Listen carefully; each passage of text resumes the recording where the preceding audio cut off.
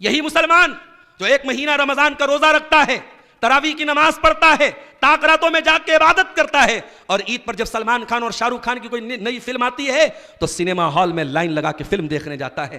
اپنی عبادتوں پر پانی پھیرنا کوئی ایسا نہیں ہے، یہ کوئی احسان نہیں ہے، یہ زکوٰۃ آپ کے مال کو پاک کرنے کا، اس کے میل اور کچیل کو پاک کرنے کا اللہ کا بتایا ہوا نظام ہے۔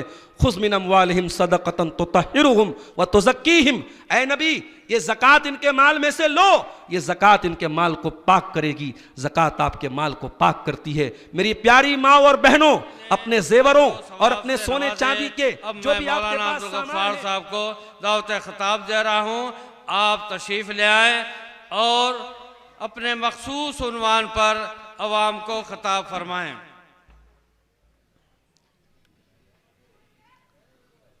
السلام علیکم ورحمۃ اللہ وبرکاتہ۔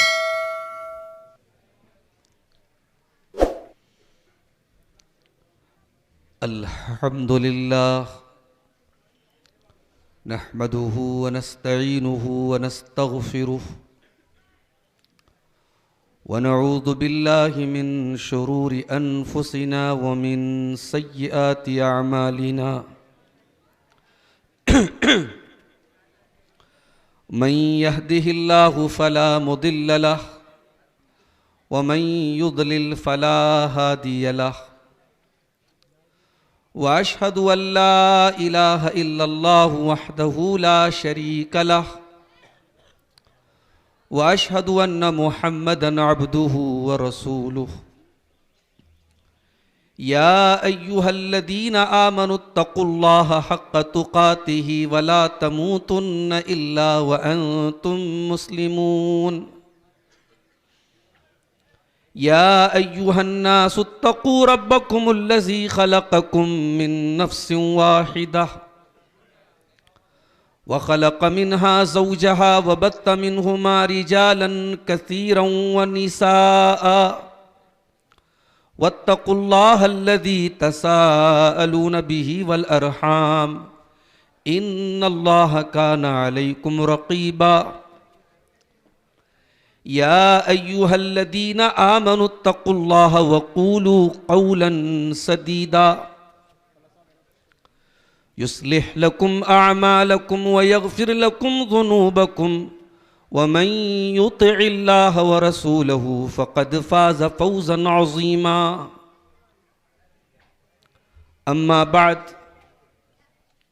فإن خير الحديث كتاب الله وخير الهدي هدي محمد صلى الله عليه وسلم وشر الأمور محدثاتها وكل محدثة بدعة وكل بدعة ضلالة وكل ضلالة في النار أعوذ بالله من الشيطان الرجيم بسم الله الرحمن الرحيم قد أفلح المؤمنون الذين هم في صلاتهم خاشعون والذين هم عن اللغو معرضون والذين هم للزكاة فاعلون والذين هم لفروجهم حافظون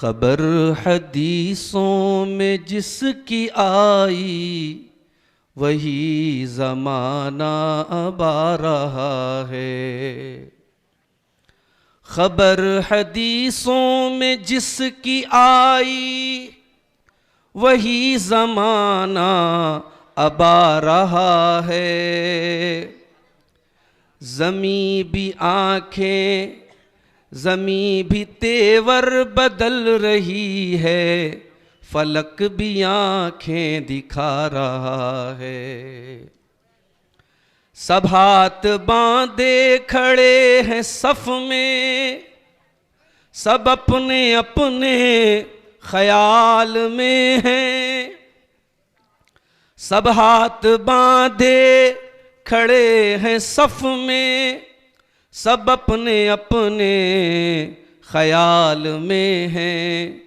امام مسجد سے کوئی پوچھے نماز کس کو پڑھا رہا ہے، امام مسجد سے کوئی پوچھے نماز کس کو پڑھا رہا ہے بھائی بھائی پہ آج رہزن، ہے بھائی بھائی پہ آج رہزن، حقیقی بیٹی ہے ماں کی دشمن، پسر نے چھوڑا پدر کا دامن، بہن کو بھائی ستا رہا ہے، خبر حدیثوں میں جس کی آئی وہی زمانہ اب آ رہا ہے۔ صدر محترم، علماء کرام، ذمہ داران مدرسہ دارالتعلیم مبارک پور، اسٹیج پر موجود اس علاقے کے معززین، محترم بزرگوں، نوجوان ساتھیوں، ماؤں اور بہنوں، پیارے بچوں، یہ میرے لیے انتہائی سعادت کی بات ہے کہ ایک مرتبہ پھر میں مبارک پور کی سرزمین پر اس قدیم ادارے جامعہ دارالتعلیم مبارک پور کے سالانہ دستار بندی کے پروگرام میں اور اجلاس میں شرکت کے لیے حاضر ہوا۔ بڑی مبارک ہے یہ محفل، اور بڑے مبارکباد کے لائق ہیں اس مدرسے کے تمام اساتذہ، جن کی محنتوں سے یہاں اس اسٹیج پر جن سروں پہ دستار سجائی گئی ہے، یہ قوم کے مستقبل ہیں، یہ امت کے دعات ہیں، قوم کی امیدیں ہیں، اور ہمیں پورا یقین ہے کہ اپنے اساتذہ کی تربیت کو یہ ضائع نہیں کریں گے، اور اپنے علم و عمل سے ایسی روشنی بکھیریں گے کہ جامعہ دارالتعلیم کا بھی نام روشن ہو، ان کے اساتذہ کا بھی نام روشن ہو، ان کے والدین کا بھی نام روشن ہو۔ اللہ تعالیٰ اس جامعہ سے فارغ ہونے والے ان تمام فارغین کو صحیح معنوں میں عالم باعمل بنائے، ان کو رب العالمین اپنے دین کا خادم بنائے، اور اس ادارے کو اللہ تعالیٰ مزید ترقیوں سے مالا مال فرمائے، آمین۔ میرے بھائیوں، خطبہ مسنونہ کے بعد میں نے آپ کے سامنے قرآن مجید کے 18ویں پارے کی ابتدائی آیات پڑھی تھی۔ ان آیات میں اللہ تعالیٰ نے ایک ایسے سوال کا جواب دیا ہے جس سوال کا جواب ساری انسانیت تلاش کر رہی ہے، بلا اختلاف مسلک و ملت۔ دنیا کا ہر انسان، ہر قوم اسی سوال کے پیچھے پریشان ہے، ویئر از دا سکسیس؟ کامیابی کہاں ہے؟ سفلتا کہاں ہے؟ کوئی کامیابی کو دولت کے ڈھیر میں تلاش کر رہا ہے، کوئی کامیابی کو حکومت کے نشے میں تلاش کر رہا ہے، کسی کے نزدیک کامیابی سیاسی طور پہ طاقتور بن جانا ہے، کسی کے نزدیک کامیابی حسن و جمال کا مکمل ہونا ہے، کسی کے نزدیک کامیابی جسمانی اعتبار سے طاقتور ہونا ہے۔ مگر قرآن کریم کی یہ آیتیں ہمیں بتلاتی ہیں کہ حقیقی کامیابی کیا ہے اور یہ کس کو ملے گی۔ میرے عزیزوں، میرے بھائیوں، جب ہم دنیا میں کامیابی کا لفظ بولتے ہیں تو ہمارے سامنے دنیا ہوتی ہے، اور ہم سب یہ جانتے ہیں کہ کامیابی کے جتنے معیار ہم نے بنائے ہیں اس دنیا میں وہ سب عارضی اور وقتی ہیں۔ جس انسان کو اپنی طاقت پہ بہت ناز ہے، ایک دن آئے گا وہ طاقت ختم ہو جائے گی اور وہ لاٹھی کے سہارے انہی سڑکوں پہ چلے گا جن سڑکوں پہ اس کا گنڈا راج چلتا ہے۔ جس عورت کو اپنے حسن و جمال پہ ناز ہے، ایک وقت آئے گا اس کے حسن کو دیکھنے والا کوئی نہیں ہوگا۔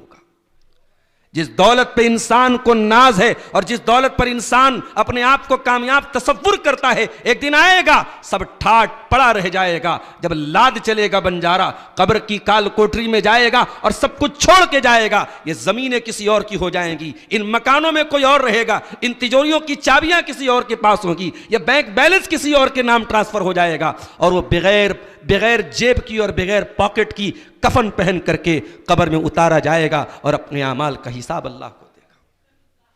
تو کامیابی ہے کیا میرے ساتھیو؟ آئیے قرآن سے پوچھتے ہیں۔ سورہ آل عمران کی آیت نمبر 185 میں اللہ تعالیٰ نے کامیابی کا حقیقی مطلب بتایا ہے کہ اصل کامیابی کیا، جو پرماننٹ ہے، جو دائمی ہے، جو ابدی ہے۔ یہ 50 سال کی کامیابی کون سی کامیابی، یہ جوانی کی کامیابی کون سی کامیابی، یہ 4 دن کی کامیابی کون سی کامیابی، وہ کامیابی جو ابدی ہے، دائمی ہے، فار ایور ہے، پرماننٹ ہے، وہ کہاں ملے گی؟ فرمایا کل نفس ذائقۃ الموت، میرے بندو ہر نفس کو موت کا مزہ چکھنا ہے، سب کو مرنا ہے۔ وَإِنَّمَا تُوَفَّوْنَ أُجُورَكُمْ يَوْمَ الْقِيَامَةِ، اور سب کو اللہ تعالیٰ کی بارگاہ میں قیامت کے دن اپنے عمل کا پورا حساب دینا ہے۔ فَمَنْ زُحْزِحَ عَنِ النَّارِ وَأُدْخِلَ الْجَنَّةَ فَقَدْ فَازَ۔ اور اے میرے بندو، تم جس کو کامیابی سمجھ رہے ہو وہ کامیابی نہیں ہے، نہ دولت کامیابی، نہ طاقت کامیابی، نہ حکومت کامیابی۔ میرے بندو، تمہارا پروردگار جس نے تم کو پیدا کیا ہے وہ تم کو بتا رہا ہے کہ کامیابی کس چیز میں۔ فرمایا فَمَنْ زُحْزِحَ عَنِ النَّارِ وَأُدْخِلَ الْجَنَّةَ فَقَدْ فَازَ۔ کل قیامت کے دن اللہ کی عدالت میں جس انسان کے بارے میں یہ ڈیسائیڈ کر دیا جائے گا، یہ فیصلہ کر دیا جائے گا کہ یہ جنت میں جا رہا ہے اور جہنم سے بچایا جا رہا ہے، وہی کامیاب ہے۔ اس کے پاس دنیا میں طاقت رہی ہو یا نہ رہی ہو، دولت رہی ہو یا نہ رہی ہو، خوبصورتی رہی ہو یا نہ رہی ہو، دنیا میں کامیابی کے معیار اس کے پاس رہے ہو یا نہ رہے ہو، اگر قیامت کے دن اللہ نے فیصلہ کر دیا میرا یہ بندہ جہنم سے بچا لیا گیا، میرا یہ بندہ جنت میں داخل کر دیا گیا، تو وہی کامیاب ہے۔ یہ ہے کامیابی، اور اس کامیابی کو ہمیں کیسے حاصل کرنا ہے، اس کا طریقہ کیا ہے، یہ اللہ نے قرآن مجید کے 18ویں پارے کے شروع میں اس کا جواب دیا ہے، اور اللہ نے 8 کوالٹیز بیان کی ہیں کہ یہ 8 چیزیں تم پیدا کر لو، ہم تمہیں کامیاب کر دیں گے۔ اور اس کامیابی کے بدلے میں ہمیں کیا ملے گا؟ فرمایا الذین یرثون الفردوس، میرے بندو تم ان 8 چیزوں کو اپنے اندر پیدا کر لو، ہم تمہیں جنت الفردوس کا وارث بنا دیں گے۔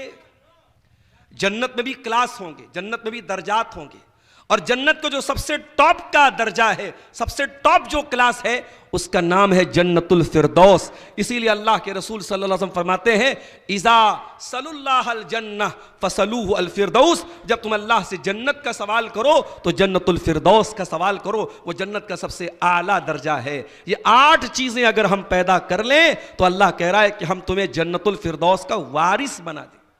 اچھا، اللہ نے وارث کیوں کہا؟ امام ابن تیمیہ رحمۃ اللہ علیہ نے بڑا پیارا نقطہ اٹھایا ہے اس آیت کی تفسیر میں، کہا کہ اللہ نے وارث کہا ہے، وارث کا لفظ بڑا خاص لفظ ہے۔ وراثت ایک ایسا استحقاق ہے جو کبھی رد نہیں ہوتا۔ جو انسان میت کا وارث ہے وہ وارث ہی رہے گا، دنیا اس کو اس کا حصہ دے یا نہ دے، دنیا اس کو اس کا حق دے یا نہ دے، جو وارث ہے وہ قیامت کی صبح تک وارث رہے گا۔ بیٹا اپنے باپ کا وارث ہے، شوہر بیوی کے مال کا وارث ہے۔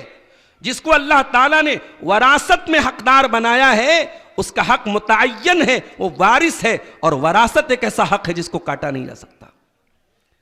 اللہ تعالیٰ نے کامیابی کی ان 8 صفات کو بیان کر کے فرمایا اولئک هم الوارثون الذین یرثون الفردوس هم فیہا خالدون. میرے بندو یہ 8 چیزیں تم اپنے اندر پیدا کر لو, ہم تمہیں جنت الفردوس کا وارث بنا دیں گے اور اس جنت میں تم ہمیشہ ہمیشہ رہو گے. تو بڑے غور سے سننا میرے پیارے ساتھیو, یہ 8 چیزیں ہیں. اور دعا کیجئے رمضان کا مبارک مہینہ بس چند دنوں کی مسافت پر ہم سے ہے, بس 10 دن بھی اب نہیں بچے ہیں. دعا کیجئے کہ اللہ ان 8 صفات پر ہمیں اس آنے والے رمضان میں مکمل طور پہ عمل پیرا ہونے کی توفیق دے. قد افلح المؤمنون, کامیاب ہیں کون لوگ؟ ایمان والے لوگ. اچھا یہاں اللہ نے کامیابی کے لیے کون سا لفظ استعمال کیا؟ افلح. عربی زبان میں افلح کا جو مادہ ہے فا لام ہا, اہل لغت لکھتے ہیں کہ فا لام ہا کا جو حقیقی معنی ہے زمین کو چیر کر کے زمین میں بیج بونے کو عربی میں فلاح بولتے ہیں. اسی لیے عربی میں کسان کو, فارمر کو فلاح بولتے ہیں, کھیتی کرنے والے کو فلاح بولتے ہیں. اس کا مطلب یہ ہوا کہ اللہ جس کامیابی کی بات کر رہا ہے یہ کامیابی بیٹھے بٹھائے نہیں ملے گی. اس کامیابی کے لیے آپ کو محنت کرنی پڑے گی, اس کامیابی کے لیے آپ کو آگے بڑھنا پڑے گا. جنت آپ کو آرزوؤں سے ملنے والی نہیں ہے, تمناؤں سے ملنے والی نہیں ہے میرے پیارے ساتھی. اسی لیے قرآن میں اللہ تعالیٰ جب بھی جنت کا تذکرہ کرتا ہے, قرآن 31واں پارہ اٹھائیے, اللہ جنت کا تذکرہ کرتے ہوئے فرماتا ہے یسقون من رحیق مختوم, جنتیوں کو سیل پیک شراب پلائی جائے گی. اسی مبارک پور کی سرزمین سے علامہ صفی الرحمان مبارک پوری نے جب کتاب لکھی سیرت النبی کے اوپر تو اس کا جو نام انہوں نے چنا تھا اسی آیت سے چنا تھا, قرآن کے 30ویں پارے سے. الرحیق المختوم کا مطلب ہوتا ہے دا سیلڈ نیکٹر, سیل پیک جنتی شراب. تو اللہ کہہ رہا ہے کہ جنتیوں کو سیل پیک شراب پلائی جائے گی. ختامہ مسک, اور اس شراب کا جو آخری گھونٹ ہوگا یا اس شراب کے اوپر جو مہر لگی ہوگی وہ مشک کی لگی ہوگی. وَفِي ذَلِكَ فَلْيَتَنَافَسِ الْمُتَنَافِسُونَ, اور اے میرے بندو تمہیں اگر آپس میں کمپٹیشن کرنا ہے, پرتیسپردھا کرنا ہے, مقابلہ کرنا ہے, ایک دوسرے سے آگے بڑھنے کی کوشش کرنا ہے تو اس جنت کے لیے کرو. زمین کے لیے آج مقابلہ ہو رہا ہے. میرے پڑوسی نے 10 لاکھ کی زمین خریدی, میں 20 لاکھ کی خرید کے دکھاؤں گا. میرا بھائی لاکھ پتی بن گیا, میں کروڑ پتی بن کے دکھاؤں گا. اس کے پاس 1 مکان ہے, میں 2 مکان لے کے دکھاؤں گا. زمین کے لیے مقابلہ ہے, جائیداد کے لیے مقابلہ ہے, دولت کے لیے مقابلہ ہے, نام کے لیے مقابلہ ہے. اللہ کہہ رہا ہے میرے بندو مقابلہ کرنا ہے تو جنت کے لیے کرو. اور اسی لیے اللہ نے جب بھی قرآن میں جنت کا ذکر کیا ہے تو فرمایا اپنی سپیڈ کو بڑھا لو. ہمارا نوجوان آج جب گاڑی سڑک پہ لے کے چلتا ہے نا تو آج کل ایک نیا لفظ بنا ہے رائڈر. بڑی بڑی جو اسپورٹ بائیکیں آ رہی جس کا انجن تھوڑا تگڑا ہوتا ہے, نوجوان لے کے نکلتا ہے تو بالکل ایسا لگتا ہے کہ جان ہتھیلی پہ لے کے نکلا ہے. اپنے ایسے نوجوان بھائیوں سے کہوں گا کہ بھائی ایسی گاڑی چلا کے تم نے نام کما بھی لیا تو کون سا نام کما لیا کہ ایک ذرا سی چوک ہو جائے اور بریک مارنے میں دیر ہو جائے تو جان ہاتھ سے چلی جائے. وَلَا تُلْقُوا بِأَيْدِيكُمْ إِلَى التَّهْلُكَةِ, ایسی بائک نہ چلاؤ کہ اپنی جان کو ہلاک. یہ اسٹنٹ جو دکھاتے ہو نا, اگر مر گئے آن اسپاٹ مر جاؤ گے اور دنیا کے لیے ایک اسٹنٹ بن جاؤ گے. اسٹنٹ نہ دکھاؤ میرے نوجوانوں. قرآن جب جنت کا تذکرہ کرتا ہے تو کہتا ہے وہاں آپ کا گیئر 5ویں نمبر پہ گیئر لگا لو اپنی زندگی گاڑی کا. جب بھی جنت کی بات آئی ہے قرآن نے چلنے کا حکم نہیں دیا, فرمایا وَسَارِعُوا إِلَى مَغْفِرَةٍ مِّن رَبِّكُمْ وَسَابِقُوا إِلَى مَغْفِرَةٍ مِّن رَبِّكُمْ وَجَنَّةٍ. اللہ نے جب بھی جنت کا تذکرہ کیا بھاگنے کا حکم دیا, دوڑنے کا حکم دیا, پوری سپیڈ میں چلنے کا حکم دیا. تو جنت کے لیے محنت کرنی پڑے گی میرے ساتھی. اسی لیے اللہ نے افلح کا لفظ استعمال کیا. قد افلح المومنون, کامیاب ہو گئے کون لوگ؟ نمبر 1 ایمان والے. جب تک ایمان ٹھیک نہیں ہے, جب تک عقیدہ ٹھیک نہیں, جب تک توحید ٹھیک نہیں, نمازیں پڑھتے رہو, سجدے کرتے رہو, پیشانیاں رگڑ رگڑ کے کالی کر لو, جب تک توحید صحیح نہیں, جب تک ایمان درست نہیں, جب تک ایمان والے نہیں, تب تک اللہ کیا کامیابی نہیں ہے. میرے پیارے ساتھیوں ایمان کتنی بڑی نعمت ہے، ہمیں شاید اندازہ نہیں ہے۔ اس ایمان کی قدر و قیمت پوچھنا ہے تو کوئی بلال حبشی سے پوچھے۔ بلال کو عرب کے صحرا میں لٹایا جاتا ہے، بلال کی پیٹھ کی چربی پگھل رہی ہے، بلال کے سینے پر گرم پتھر رکھا ہوا ہے، مگر بلال اپنی توحید کو، اپنے ایمان کو چھوڑنے کو تیار نہیں ہے۔ اس ایمان کی قدر پوچھنا ہے، کوئی خبیب سے پوچھے، جن کو سولی پہ چڑھا دیا گیا، ان کے بدن کے تکہ بوٹی کر دیے گئے، مگر خبیب اپنے ایمان کو چھوڑنے کو تیار نہیں ہے۔ اس ایمان کی قدر اگر پوچھنا ہے، نبی کے صحابہ سے پوچھو میرے پیارے ساتھیوں، جنہوں نے سب کچھ قربان کر دیا مگر ایمان کو بچا لیا۔ ایمان دنیا کی سب سے بڑی دولت ہے میرے ساتھیوں۔ مبارک پور کے باسیوں، دنیا میں آپ کے پاس مکان ہو کہ نہ ہو، ایک عیش والی زندگی ہو کہ نہ ہو، ایک خوبصورت گھر ہو کہ نہ ہو، ایک اچھا بزنس ہو کہ نہ ہو، اگر ایمان بچا کے لے کے چلے گئے، توحید بچا کے لے کے چلے گئے، واللہ کامیاب ہو جاؤ گے۔ کل قیامت کا دن ہوگا، اللہ کی بارگاہ ہوگی، ایک بندہ پہنچے گا اور اللہ سے کہے گا، اللہ میں زمین بھر کے سونا لے کے آیا ہوں، میں بہت بڑا ملینئر ہوں، بلینئر ہوں، بہت بڑا دولت والا ہوں، میں زمین بھر کے سونا لے کے آیا ہوں، اے اللہ تو یہ سونا لے لے، مجھ کو جہنم سے بچا دے۔ اللہ کیا فرماتا ہے؟ ان الذین کفروا وماتوا وهم کفار فلن يقبل من احدهم ملء الارض ذهبا۔ اے میرے بندے، تو زمین بھر کے سونا تو لے کے آیا ہے، مگر تیرا خاتمہ توحید پر نہیں ہوا، تیرا خاتمہ ایمان پر نہیں ہوا، تو دنیا میں کفر کے اوپر مرا تھا، تو توحید کے اوپر نہیں مرا تھا، اس لیے تیرا زمین بھر کے سونا بھی ریجیکٹ کر دیا جائے گا، زمین بھر کے سونا لا کر کے بھی تو جہنم سے نہیں بچ پائے گا۔ ایمان والو، اس ایمان کو سنبھالو میرے پیارے ساتھیوں، توحید والو اس توحید کو سنبھالو، دنیا ادھر کی ادھر ہو جائے، جل جاؤ، کٹ جاؤ، مر جاؤ، مگر کبھی ایمان سے کمپرومائز مت کرنا، کبھی توحید سے کمپرومائز مت کرنا۔ کامیاب لوگوں کی پہلی پہچان ہے۔ اور یہ بھی نوٹ کر لو، اللہ تعالیٰ کے یہاں اگر نیکیاں کر رہے ہو تو نیکی کے قبول ہونے کی دو کنڈیشن ہے اللہ تعالیٰ کے یہاں۔ آپ کی نیکی دنیا میں چاہے جتنی بھی بہترین لگ رہی ہو، اگر یہ دو کنڈیشن آپ کی نیکی کے اندر نہیں ہے، دنیا اس کو نیکی مانتی رہے، شریعت اس کو نیکی نہیں مانتی ہے۔ کون سی دو کنڈیشن ہے؟ سورہ کہف کی آخری آیت دیکھ لیجئے، فَمَنْ كَانَ يَرْجُو لِقَاءَ رَبِّهِ فَلْيَعْمَلْ عَمَلًا صَالِحًا وَلَا يُشْرِكْ بِعِبَادَةِ رَبِّهِ أَحَدًا۔ اے میرے بندو، اگر تمہیں اپنے رب سے ملاقات کرنا ہے، اگر جنت میں جانا ہے تو دو کام کرنا پڑے گا۔ پہلا کام تو یہ کرنا پڑے گا کہ نیک عمل کرو، جس عمل کے اوپر جناب محمد رسول اللہ کی مہر ہو، جو عمل سنت سے ثابت ہو، تمہاری لاجک سے نہیں، تمہاری منطق سے نہیں۔ آج بہت ساری بدعات ہیں، جب ہم دلیل مانگتے ہیں تو سامنے والا کہتا ہے دلیل تو نہیں ہے، ہماری قسمت میں لکھا ہے۔ بھئی فلاں کام کیوں کرتے ہو؟ عاشقوں کی قسمت میں لکھا۔ فلاں کام کیوں کرتے ہو؟ فلاں چیز کہاں ہے؟ کہتے صاحب فلاں چیز کی دلیل تو نہیں ہے، لیکن ہمارے بزرگوں نے کیا ہے، ہمارے اسلاف نے کیا ہے، یہی اس کی دلیل ہے۔ نہیں میرے ساتھیوں، نیک عمل اگر آپ اس کو نیک عمل قرار دے رہے ہیں، شریعت قرار دے رہے ہیں، تو اس پر میرے نبی کی مہر ہونی چاہیے۔ اور دوسری کنڈیشن کیا ہے؟ وَلَا يُشْرِكْ بِعِبَادَةِ رَبِّهِ أَحَدًا، اپنے رب کے ساتھ شرک نہ کرے، پیشانی جھکائے تو اللہ کے سامنے جھکائے، مشکل کشا مانے تو اللہ کو مانے، رب مانے تو اللہ کو مانے، داتا مانے تو اللہ کو مانے، دینے والا مانے تو اللہ کو مانے۔ جب تک توحید صحیح نہیں ہے، جب تک ایمان درست نہیں ہے، تب تک اللہ کا کامیابی نہیں مل سکتی ہے میرے ساتھ۔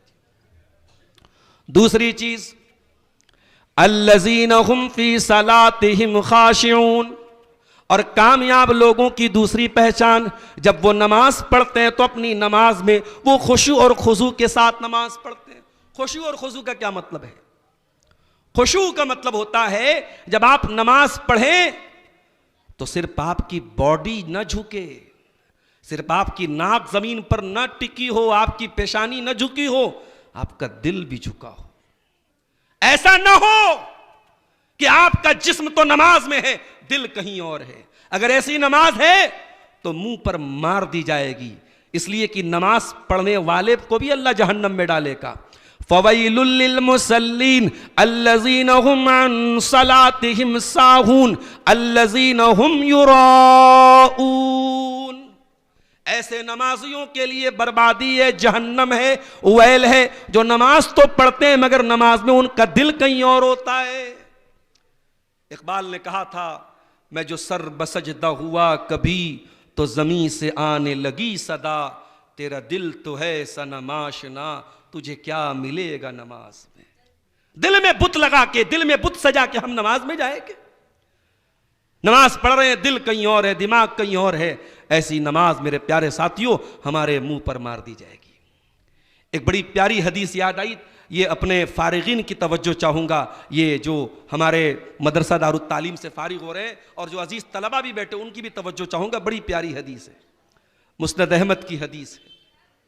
حدیث کے راوی حضرت عوف ابن مالک ہیں. کہتے ایک دن ہم لوگ اللہ کے نبی کے ساتھ تھے، فنظر فی السماء، اللہ کے نبی نے آسمان کی طرف دیکھا اور آپ نے فرمایا ھذا اوان ان یرفع العلم. اے میرے صحابہ یہ ٹائم علم کے اٹھائے جانے کا ٹائم، علم اٹھا لیا جائے گا. اللہ کے نبی کہہ رہے ہیں کہ میں وہ ٹائم دیکھ رہا ہوں، وہ سمے آنے والا ہے جب علم اٹھا لیا جائے گا. صحابہ میں ایک صحابی بیٹھے تھے، ان کا نام تھا زیاد بن لبید. انہوں نے کہا اللہ کے نبی ایرفع العلم وفینا کتاب اللہ وقد علمنا نساءنا وابناءنا. اے اللہ کے نبی علم کیسے اٹھا لیا جائے گا؟ ہمارے بیچ میں قرآن موجود ہے اور اپنی عورتوں کو ہم دین سکھا رہے ہیں، اپنے لڑکوں کو دین سکھا رہے ہیں. دیکھو صحابہ اپنی عورتوں کو دین سکھاتے تھے. آج ہمارے یہاں عورتوں میں جو جہالت ہے پوری قوم کو غور کرنے کی ضرورت ہے. جنہوں نے فتوے دے کے رکھے تھے مسجدوں میں عورتوں کے جانے پر پابندی لگائی تھی، وہ اپنے فتووں پر نظر ثانی کریں. زمانہ کہاں پہنچ رہا ہے، عورتیں کہاں پہنچ رہی ہیں. اب ہمارے اور آپ کے آس پاس سے ارتداد کی خبریں آ رہی ہیں. آپ اپنی عورتوں کو شاپنگ کرنے سے نہیں روک پائے، بازاروں میں جانے سے نہیں روک پائے، پکنک منانے سے نہیں روک پائے. آپ کا بس چلا تو آپ نے مسجدوں سے روک کے رکھا ہے. میرے عزیزوں مکمل پردے کا انتظام کیجئے اور کم سے کم جمعہ کی نماز میں خواتین کے لیے ضرور انتظام ہونا چاہیے. یہ صحابہ کا طریقہ تھا. صحابی کہہ رہے، زیاد بن لبید کہہ رہے اے اللہ کے نبی علم کیسے اٹھا لیا جائے گا؟ ہمارے پاس قرآن موجود ہے اور اپنی عورتوں کو ہم دین سکھا رہے ہیں، اپنے بچوں کو دین سکھا رہے ہیں. اللہ کے نبی نے فرمایا اے زیاد ان کنت لأظنک من افقہ اہل المدینہ. اے زیاد بن لبید میں تو تم کو مدینہ کا بڑا سمجھدار انسان سمجھتا تھا، تم تو بڑی نادانی کی بات کر رہے ہو. اے زیاد کیا تم بھول گئے یہود و نصارہ بھی گمراہ ہوئے تھے؟ کیا یہودیوں کے پاس تورات نہیں تھی؟ کیا عیسائیوں کے پاس انجیل نہیں تھی؟ یہود و نصارہ کے پاس کتاب تھی مگر انہوں نے اس علم کے اوپر عمل نہیں کیا. ان کے علماء دنیا سے چلے گئے تو بے ایمان قسم کے علماء پیدا ہو گئے، ان کے اچھے علماء چلے گئے، بے ایمان قسم کے علماء ان کے بیچ میں پیدا ہو گئے. اے زیاد بن لبید جب اہل کتاب اپنی کتابوں کے باوجود گمراہ ہو گئے تو میری امت کے اندر بھی وہی حالات آئیں گے اور علم اٹھا لیا جائے گا. نبی نے یہ حدیث بیان کر دی. اب ایک صحابی جن کا نام شداد بن اوس تھا، انہوں نے اس حدیث کی تشریح کرتے ہوئے کہا اپنے ساتھیوں سے اچھا تم جانتے ہو علم اٹھا لیا جائے گا اس کا کیا مطلب ہے؟ علم اٹھا لیا جائے گا اس کا کیا مطلب؟ کیا مدرسے بند ہو جائیں گے؟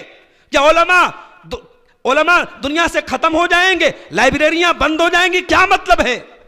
تو ان کے شاگردوں نے کہا نہیں ہمیں نہیں معلوم، بتائیے کیا مطلب ہے.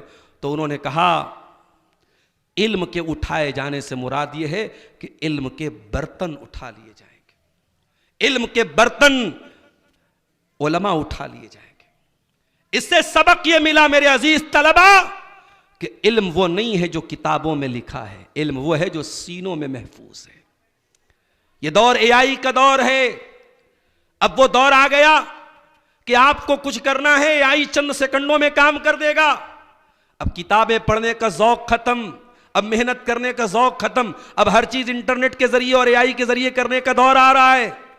لیکن یہ بات یاد رکھو میرے بھائیوں کہ جو طریقہ صحابہ کا تھا، جو طریقہ نبی کا تھا، جو طریقہ اہل علم کا تھا، کہ علم کو سینوں میں محفوظ کیا جائے، علم کو صرف کتابوں میں نہ چھوڑ دیا جائے، علم کے برتنوں میں لایا جائے، علم کو سینے میں ڈالا جائے، قرآن کو یاد کیا جائے، حدیثوں کو یاد کیا جائے، متون کو یاد کیا جائے۔ اور میں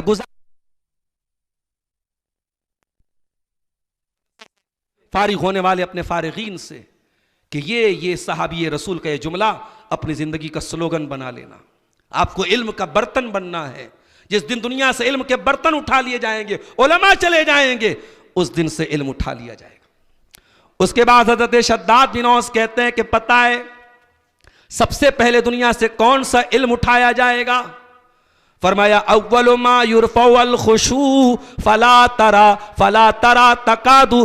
تکاد ترا خاشیا۔ دنیا سے سب سے پہلے خشوع اور خضوع اٹھا لیا جائے گا، ایک آدمی بھی تم کو خشوع والا نظر نہیں آئے گا۔ آج معاف کرنا میرے ساتھیوں، نماز جو تھوڑی بہت ہو بھی رہی ہے، جو تھوڑی بہت عبادتیں ہو بھی رہی ہیں، اب عبادتیں ایسی ہو گئی کہ عبادت کا ظاہر موجود ہے، عبادت کا بدن موجود ہے، عبادت کی روح نکل گئی ہے۔ 10 لاکھ خرچ کر کے آدمی حج کرنے جا رہا ہے اور وہاں عبادت سے زیادہ سیلفی لے رہا ہے۔ وہ طواف کے دوران سیلفی، سعی کے دوران سیلفی، مدینہ میں نکاح ہو رہا ہے صاحب، دلہن کے گیٹ اپ میں عورت جا کے دلہن بنی ہے اور وہاں نکاح ہو رہا ہے۔ یہ کیا ہے؟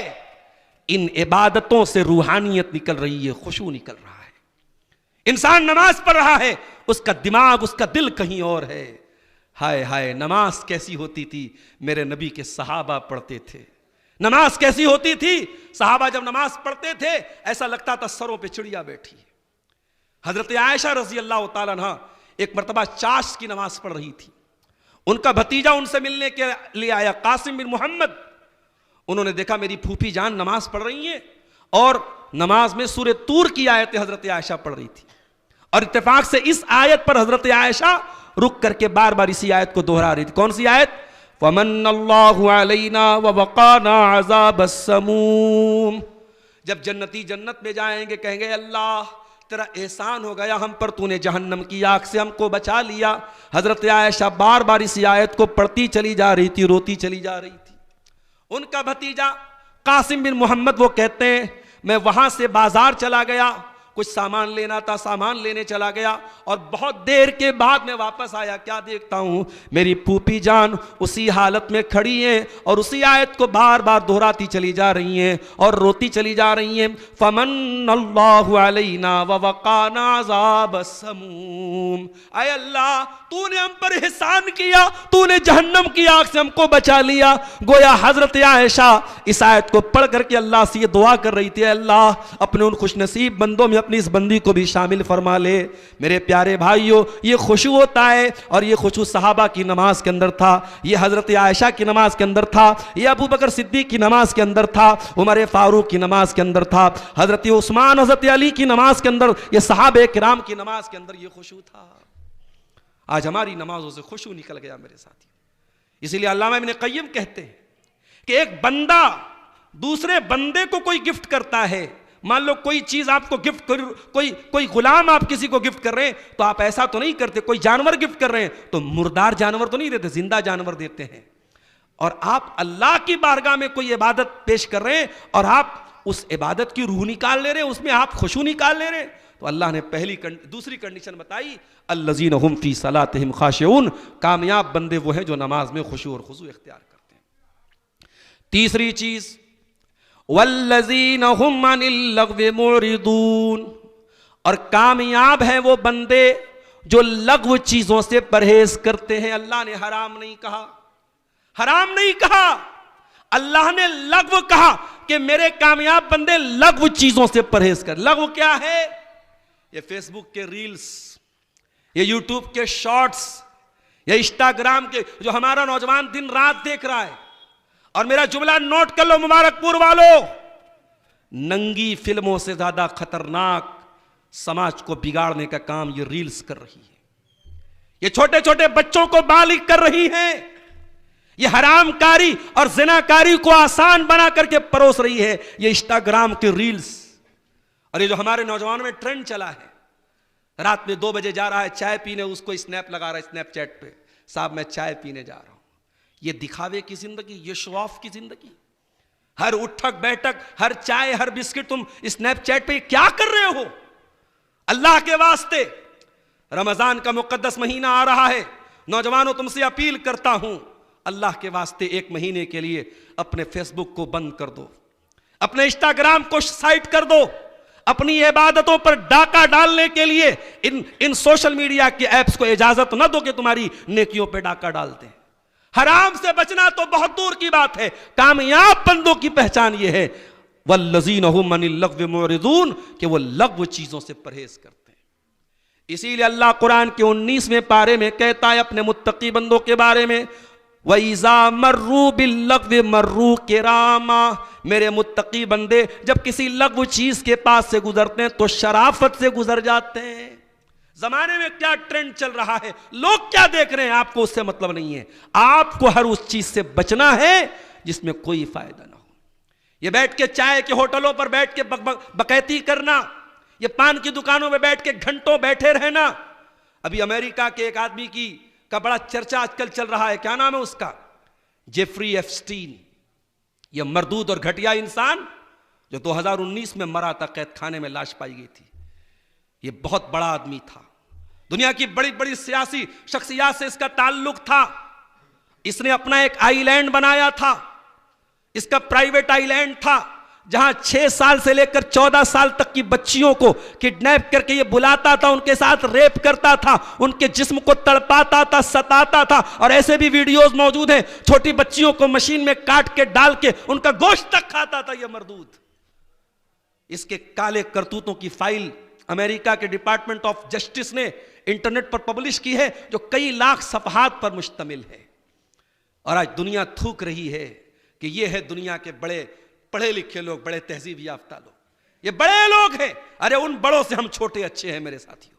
مگر یہ بات یاد رکھو, ہمارے اور آپ کے آس پاس بھی بہت سارے ایپسٹین موجود ہیں. یہ دوراہوں اور چوراہوں پر بیٹھ کر دوسروں کی بہن بیٹیوں کو گندی نظروں سے دیکھنا, یہ بھی تو اس مردود کے جیسی حرکت ہے. سماج وہاں پہنچ چکا ہے جہاں ہم کلپنا نہیں کر سکتے, تصور نہیں کر سکتے. ابھی ممبئی کے ممبرا سے ایک خبر میں نے پڑھی سوشل میڈیا پر, 6 سال کی بچی گھر میں گھوم رہی تھی, کھیل رہی تھی, لاپتہ ہو گئی. 1 دن کے بعد بچی کی لاش ملی ہے. اب پوسٹ مارٹم کی رپورٹ سے پتا چلے گا کہ لاش کے ساتھ کیا ہوا, اس لڑکی کے ساتھ کیا ہوا ہے. اللہ اکبر, 6 سال کی بچی بھی اس سماج میں محفوظ نہیں ہے. یہ دور آ گیا, یہ حالات آ گئے.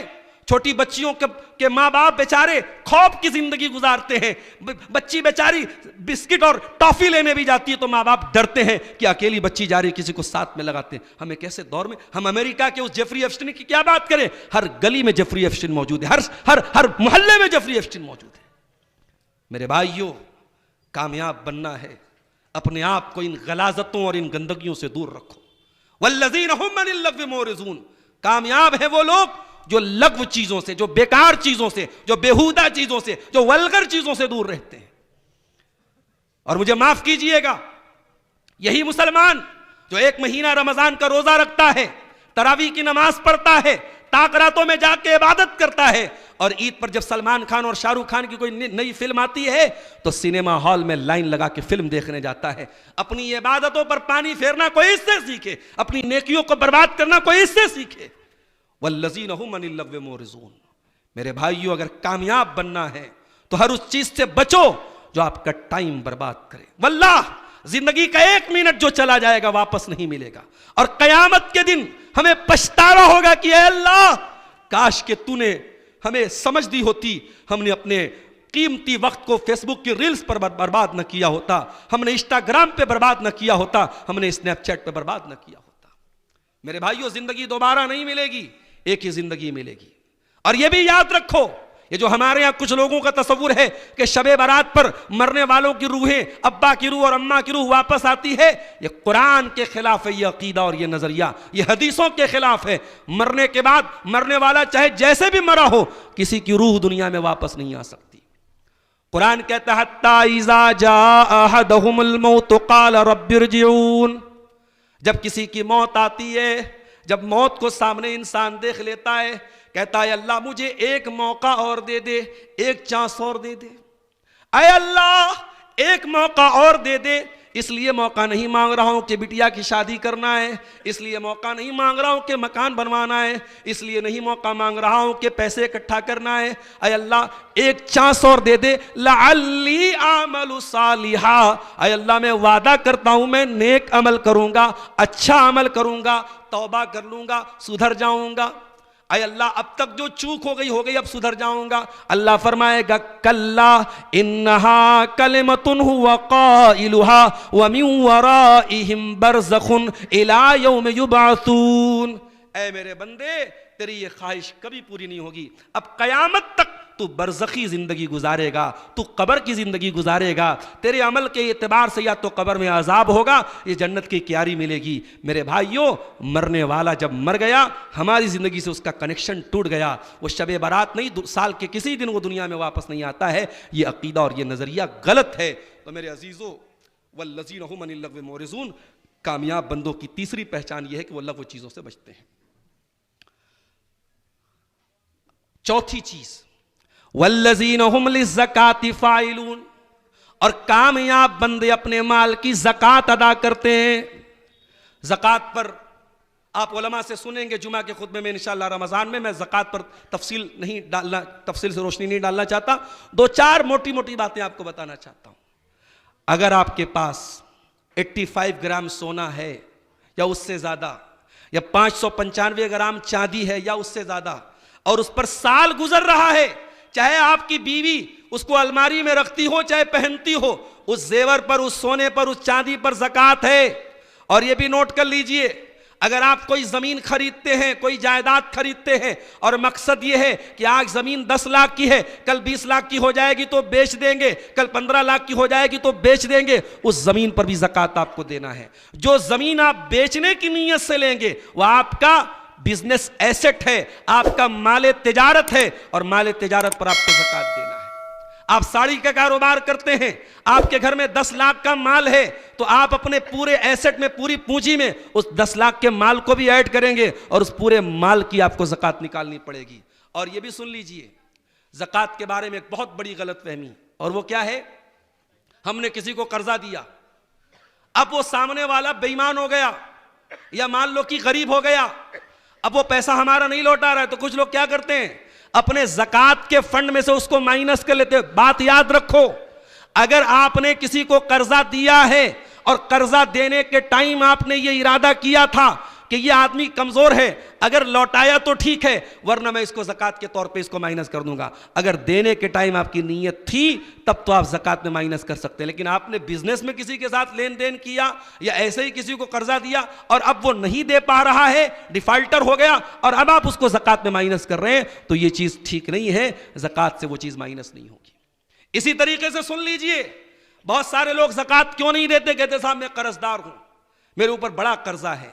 اگر آپ قرض دار ہیں, قرضہ آپ کے اوپر ہے, لیکن اس کے باوجود اگر آپ کے پاس اتنا مال ہے جو شریعت کے نصاب کو, زکوٰۃ کے نصاب کو پہنچتا ہے, تو صرف قرض دار ہونے کی وجہ سے زکوٰۃ آپ پر معاف نہیں ہے, زکوٰۃ آپ کو دینا پڑے گا. میرے بھائیو والذین هم للزکاۃ فاعلون, اللہ کے کامیاب بندے اپنے مال کی زکوٰۃ ادا کرتے ہیں. اور یہ زکوٰۃ کوئی ٹیکس نہیں ہے, یہ کوئی احسان نہیں ہے, یہ زکوٰۃ آپ کے مال کو پاک کرنے کا, اس کے میل اور کچیل کو پاک کرنے کا اللہ کا بتایا ہوا نظام ہے. خذ من اموالہم صدقۃ تطہرہم وتزکیہم, اے نبی یہ زکوٰۃ ان کے مال میں سے لو, یہ زکوٰۃ ان کے مال کو پاک کرے گی, زکوٰۃ آپ کے مال کو پاک کرتی ہے. میری پیاری ماں اور بہنوں, اپنے زیوروں اور اپنے سونے چاندی کے جو بھی آپ کے پاس سامان ہیں ان کی زکوٰۃ نکالو, ورنہ وہ سونے چاندی کے کنگن جہنم کی آگ کے کنگن بن جائیں گے, وہ سونے کا ہار جہنم کی آگ کا توق بن جائے گا. اللہ نے بڑے سخت الفاظ میں سورہ توبہ میں فرمایا کہ ہم اسی سونے اور چاندی کو جہنم کی آگ میں تپائیں گے, فَتُقْوَى بِهَا جِبَاهُهُمْ وَجُنُوبُهُمْ وَظُهُورُهُمْ, اور اس سے ان کی پیشانیوں کو داغیں گے, ان کی پیٹھ کو داغیں گے اور ان کے پہلوؤں کو داغیں گے. 4 چیزیں ہو گئیں. نمبر 5 وَالَّذِينَ هُمْ لِفُرُوجِهِمْ حَافِظُونَ, اور کامیاب ہیں وہ بندے جو اپنی شرمگاہ کی حفاظت کرتے ہیں. آج کے دور کا بہت بڑا چیلنج ہے یہ. اپنی شرمگاہ کی حفاظت کرنا، اپنے آپ کو زناکاری اور بدکاری سے بچانا. یاد رکھو میرے پیارے ساتھیوں، چیلنج چاہے جتنا بڑا ہو، دور چاہے جتنا مشکل ہو، لیکن آپ اگر اپنی شرمگاہ کی حفاظت نہیں کریں گے، اپنے آپ کو زناکاری اور بدکاری سے نہیں بچائیں گے، آپ کامیاب نہیں ہو سکتے. اسی لیے قرآن جب زنا کا تذکرہ کرتا ہے تو کیا کہتا ہے؟ وَلَا تَقْرَبُوا الزِّنَا إِنَّهُ كَانَ فَاحِشَةً وَسَاءَ سَبِيلًا. میرے بندو تم زنا کے قریب بھی نہ جانا.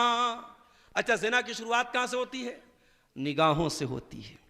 جو نگاہیں بے باک ہو جائیں، جو موبائل پر بیٹھ کے بیہودہ چیزیں دیکھیں، ان نگاہوں کے ذریعے پھر دل میں غلط تصورات پیدا ہوں گے. اسی لیے اللہ کے نبی فرماتے ہیں العینان زناہما النظر، آنکھوں کا زنا غلط چیزوں کو دیکھنا ہے. والاذنان زناہما الاستماع، کانوں کا زنا غلط چیزوں کو سننا ہے. والرجل زناہا الخطا، پیروں کا زنا غلط چیزوں کی طرف چلنا ہے. والید زناہا البطش، ہاتھوں کا زنا غلط چیزوں کو پکڑنا ہے. والقلب یہوی ویتمنی، اور انسان کا دل غلط خواہشات کرتا ہے اور شرمگاہ اس کی تصدیق کرتی ہے. اس لیے میرے بھائیو، اگر شرمگاہ کی حفاظت کرنی ہے تو نظروں کی حفاظت کرو. اور شادی شدہ حضرات سے ایک بات کہوں گا، آج یہ فروری کا مہینہ چل رہا ہے، بڑے چونچلے آج کل چل رہے ہیں، چاکلیٹ ڈے تو روز ڈے تو فلانا ڈے، پھر 14 فروری کی تاریخ آئے گی تو ویلنٹائنز ڈے. اچھا، دنیا نے حرام رشتوں کو کتنا گلیمرائز کر دیا ہے. جو لوگ ان سب چیزوں کو نہیں مانتے ان کو بھی دیکھ کے اچھا لگتا ہے، یار دیکھو وہ چاکلیٹ ڈے منا رہا ہے، وہ روز ڈے منا رہا ہے. جو حلال محبت ہے، جو شوہر بیوی کی محبت ہے، اس کو ہم نے اتنا پھیکا بنا دیا ہے کہ محبت کے نام پہ ہمارے دل میں کیا آتا ہے؟ عاشق کا خیال آتا ہے، حرام محبت کا. ارے حلال محبت کو تھوڑا گلیمرائز کرو. میرے بھائیوں، جن کی شادی ہو چکی ان سے کہتا ہوں، کبھی ہم چاکلیٹ ڈے منانے والے تو نہیں ہیں، ہم ویلنٹائن ڈے منانے والے تو نہیں ہیں، ہم اینیورسری منانے. ایسے ہی کبھی اپنی بیوی کو کسی ریسٹورنٹ میں لے جا کے کھانا کھلا دو. کسی دن کوئی اچھا سا چاکلیٹ کا پیکٹ لا کے دے دو. کہ کیا یہ صرف حرام رشتوں میں یہ چیزیں چلیں گی؟ نہیں میرے بھائیوں. آج کیا ہو رہا ہے؟ آج حرام رشتوں کو گلیمرائز کیا جا رہا ہے اور میاں بیوی کے حلال رشتے کو ایک دم پھیکا بنا دیا گیا. نہیں، قرآن کیا کہتا ہے شوہر اور بیوی کے رشتے کے بارے میں؟ ہن لباس لکم وانتم لباس لہن. شوہر بیوی کے لیے لباس ہے، بیوی شوہر کے لیے لباس ہے. لباس ہم اچھا پہنتے ہیں، خوبصورت پہنتے ہیں، لہٰذا میریٹل لائف کو خوشگوار بناؤ. جو اپنی عورتوں کو چھوڑ کے لوگ غائب رہتے ہیں، جو بیویوں کا حق ادا نہیں کرتے ہیں، جو بیویوں بیچارے شوہر باہر رہتا ہے اور بیویاں اپنے سسرال میں دیوروں اور جیٹھوں کے غیر محرموں کے بیچ میں رہتی ہیں، یہ طریقہ غلط ہے، یہ سسٹم غلط ہے. اس کی اصلاح کیجئے، چاہے جیسے بھی کیجئے، ورنہ سماج تباہی کے اس دوراہے پر پہنچے گا کہ آپ تصور نہیں کر سکتے. میرے پیارے ساتھیوں، اسلام بڑا پاکیزہ دین ہے. اسلام وہاں سے شروعات کرتا ہے جہاں سے ہمارا دماغ سوچ بھی نہیں سکتا ہے. بچہ بچی 10 سال کے ہو گئے، اللہ کے نبی کہتے ہیں بستر الگ کر دو. ہمارا دل کہتا ہے یار 10 سال کا بچہ، 10 سال کی بچی ابھی بہت چھوٹے ہیں، لیکن اللہ کے نبی کہتے ہیں فرقوا بینہم فی المضاجع، بستر الگ کر دو. اور آج دنیا دیکھ رہی ہے کہ 7 سال کی بچی، 8 سال کی بچی، اس کا سگا بھائی ایک بستر پہ سوتا تھا اور بھائی بہن کے ساتھ آج ریپ کر ڈالتا ہے. یہ اسلام کی جو تعلیم ہے میرے پیارے ساتھیوں، اللہ کا بنایا ہوا دین ہے، اللہ کا بنایا ہوا نظام ہے. اور اگر اسلام نے کوئی حکم دیا ہے تو اس میں بڑی حکمت ہے. 10 سال کا بچہ بچی ہو جائے، بستر الگ کر دو. ہمارے آج لڑکیاں جوان ہو جاتی ہیں، ان سے اسکولوں میں ڈانس کروایا جاتا ہے. اور آج تو مدرسوں میں بھی، بڑے بڑے مدرسوں میں بھی ایکشن کے نام پہ بڑی بڑی لڑکیوں کو ان کو ہلایا ڈلایا جا رہا ہے، اس کو ایکشن کا نام دیا جا رہا ہے. یہ بے غیرتی بند کرو، یہ بے شرمی بند کرو، یہ بے حیائی بند کرو. اور جوان بیٹیوں کی بے حیائی کو یہ لائسنس دے کر کے کہنا بند کرو ابھی تو بچی ہے. جب آپ کی بچی بالغ ہو جائے تو شریعت کی نظر میں وہ بچی نہیں ہے، اس کو حجاب میں نکلنے کی عادت ڈالو، اس کو پردے میں نکلنے کی عادت ڈالو. اس کو بتاؤ کہ جو تیرے غیر محرم ہیں ان کے ساتھ تیرا باتیں کرنا، تیرا تنہائی اختیار کرنا یہ ٹھیک نہیں ہے. یہ ماؤں کو چاہیے کہ بچیوں کی تربیت کریں. اس کے بعد اللہ نے جب شرمگاہ کی حفاظت کا ذکر کیا تو اللہ نے ایک بات کہی کہ ایسا نہیں ہے کہ اسلام شرمگاہ کے تقاضوں کو مٹانے کا حکم دیتا ہے. دنیا میں بہت ساری قومیں ہیں جو کہتی ہیں اللہ کو راضی کرنا ہے تو جنگل میں چلے جاؤ، شادی نہ کرو، بیوی بچوں کے چکر میں نہ پڑو. اسلام کی یہ تعلیم نہیں ہے. اللہ نے فرمایا الا علی ازواجہم او ما ملکت ایمانہم فإنہم غیر ملومین. نکاح کرو، بیوی لاؤ. اسلام نکاح کرنے کا حکم دیتا ہے. ایک صحابی رسول ہے، ان کا نام ہے عثمان بن مظعون رضی اللہ تعالیٰ عنہ. یہ بقیع کے قبرستان میں پہلی قبر، پہلے صحابی جو دفن ہوئے یہی تھے، عثمان بن مظعون رضی اللہ تعالیٰ عنہ. یہ بہت اللہ والے صحابی تھے، بہت نیک انسان تھے. دور جاہلیت میں بھی انہوں نے کبھی شراب نہیں پی تھی. انہوں نے ارادہ کیا کہ میں اپنے آپ کو خصی کر لوں. کیا مطلب؟ یعنی اپنے آپ کو ایسا بنا دوں کہ میں بیوی کا حق ادا کرنے کے قابل ہی نہ بچوں، شادی کرنا ہی نہ پڑے مجھ کو.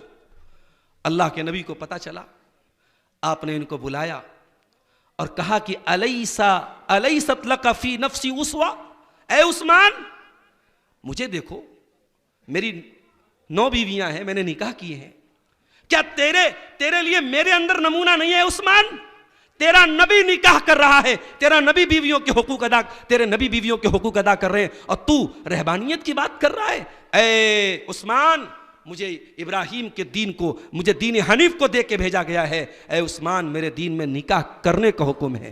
اسی لیے جو نوجوان نکاح کے قابل ہے اور نکاح نہ کرنے کی صورت میں اس کو بدکاری کا ڈر ہے، اس نوجوان کے لیے نکاح کرنا واجب ہے. اور جان بوجھ کر کے اگر والدین اس کے نکاح میں دیر کر رہے ہیں یا اس لڑکی کے نکاح میں دیر کر رہے ہیں، والدین کی گردن پکڑی جائے گی قیامت کے دن. والدین کو حساب دینا پڑے گا.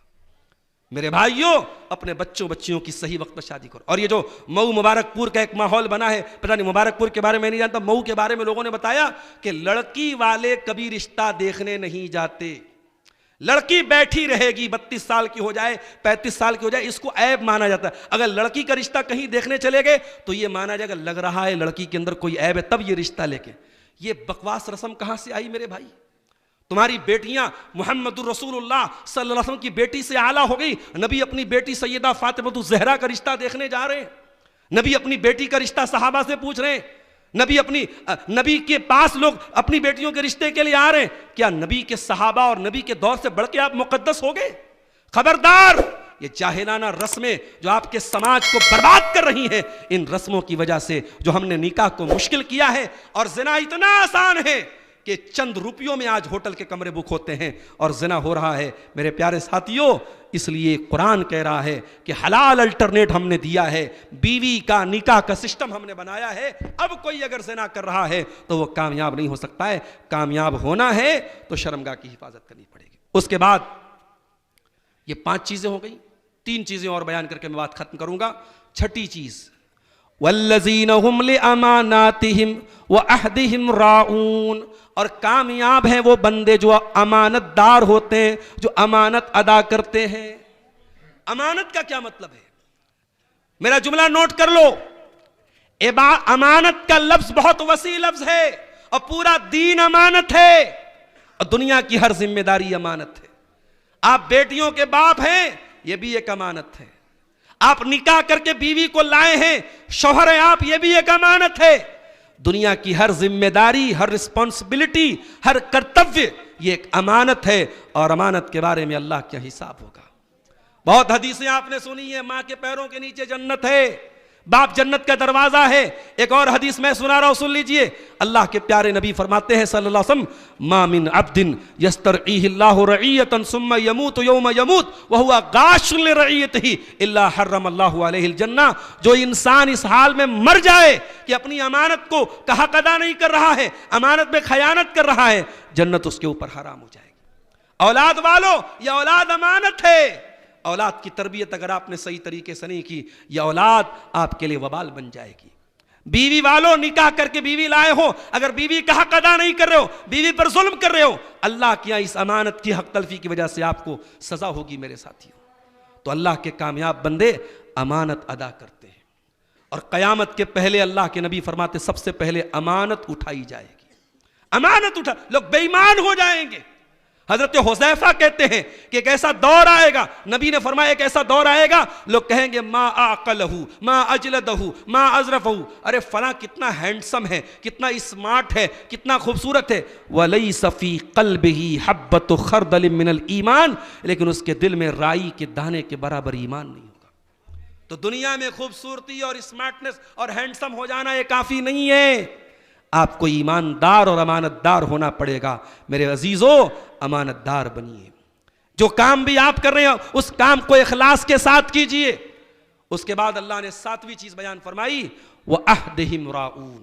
اور میرے کامیاب بندے وعدے کے پکے ہوتے ہیں. آج بنارس مئو مبارک پور کا کاروبار جو آج ڈاؤن ہوا ہے اس کے بہت سارے وجوہات ہیں، لیکن میرا جو تجزیہ ہے اور میں اسی علاقے کا اور اسی سرزمین کا رہنے والا ہوں، میں نے جو تجزیہ کیا ہے ہماری بدعمالیوں کی سزا ہے یہ میرے ساتھیوں. آج جو یہ چیک بٹا ہو رہی ہے بنارس کے بازاروں میں، کیا یہ غلط نہیں ہے؟ کیا یہ ساڑی تیار کرنے والا مزدور جب گرستہ کے پاس جاتا ہے اور بیچارہ اس کو معلوم ہے اس گرستہ کو، اس سیٹ کو، کہ اس مزدوری کرنے والے کی مزدوری کے ذریعے اس کا پریوار چلتا ہے، چند ہزار روپے کی مزدوری دینے میں وہ حاجی صاحب، وہ سیٹ جی، وہ گرستہ دنیا بھر کے بہانے بناتا ہے اور ایسا اور ویسا ہے، دنیا بھر کے بہانے کرتا ہے. اور جیسے ہی گرستہ کو یہ پتہ لگتا ہے کہ وہ غریب آدمی اپنا مکان بیچنے والا ہے، 5,000 روپے کی مزدوری دینے میں 100 بہانے کرنے والا اس کا 1 کروڑ کا مکان خریدنے کے لیے دھیرے سے کونے میں لے کے جاتا ہے اور کہتا باؤ اپنا مکان ہم کو بیچنا، کسی اور کو مت بیچنا.